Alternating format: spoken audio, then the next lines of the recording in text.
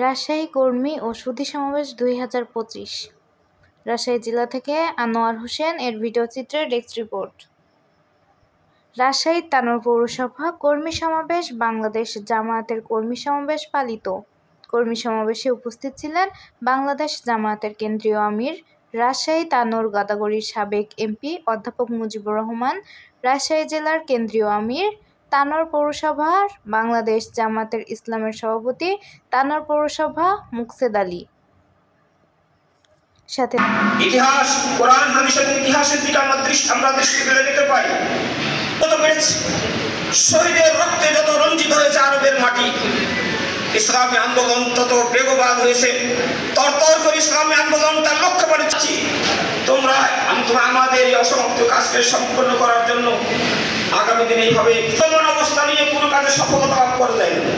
আপনি ব্যবসাতেও পারবেন না, খেত কৃষিতেও পারবেন না, আপনি সামাজিক কোনো কাজে আপনি পারবেন না যদি এখন শেষ কথা যেটা বলতে চাই সেটা হচ্ছে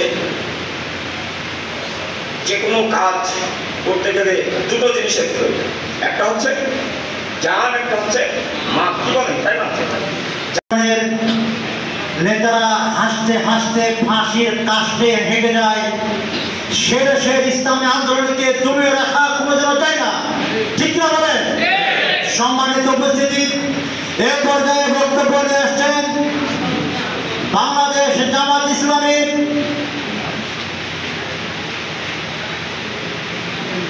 নায়েবে আমির, তানোর গোদাগাড়ির এমপি পদপ্রার্থী, ইসলামী আন্দোলনের শুধু তিনি বাংলাদেশের নেতা নন,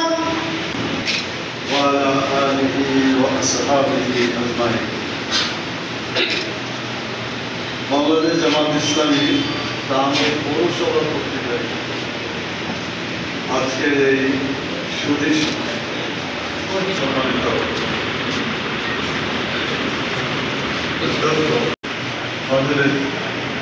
আজানের সময় কথা বলতে চাচ্ছি না, প্রথম কথা বলতে চাই যে আমরা এখানে ৬০-৭০ বছর বাদ সেটা